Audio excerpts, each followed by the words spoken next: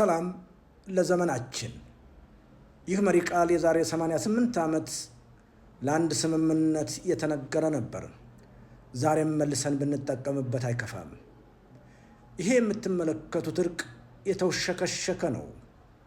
ምናልባትም ተመልሶ ጦርነቱ ላለማገርሸቱ ዋስትና አይሰጥም። ይሄ እርቅ ዋናውን ጉዳይ እየዘነጋ ነው። የጦርነቱ ዋና መነሻ ኒውክለር ነው። እሱን ለሌላ ቀን አስተላልፎታል። 300 ቢሊዮን ዶላር የሚባለውን መቼና ማን እንደሚከፍለው አይታወቅም። እሱም ሌላ ችግር ነው። ከዚህ በፊት እንዲህ አይነት ወሸክሸክ ያለ እርቅ በታሪክ ታይቶ መልሶ አገርሽቷል።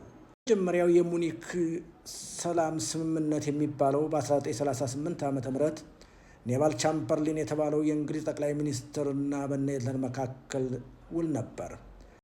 ነገር ግን በትንሽ ወራት ውሉ ፈርሶ ሁለተኛ የዓለም ጦርነት ተቀስቅሶ ያን ሁሉ እልቂት ተፈጠረ።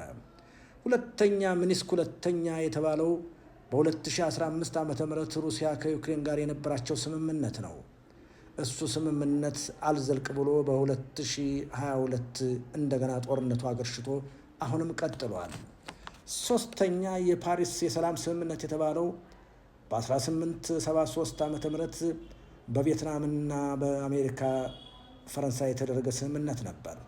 ስምምነቱ በቀናት ፈርሶ ለ2 ዓመት እንደገና ጦርነቱ ቀጥሏል። አራተኛውና የመጨረሻው ምሳሌ ማልቶቭ ሪቫንትሮፕ የተባሉት የሶቪየት ህብረትንና የናዚ ጀርመን የውጭ ጉዳይ ሚኒስትሮች በ1939 ዓ.ም ፖላንድ ስለመከፋፈልና ስላለመነካካት የፈረሙት ስምምነት ነበር።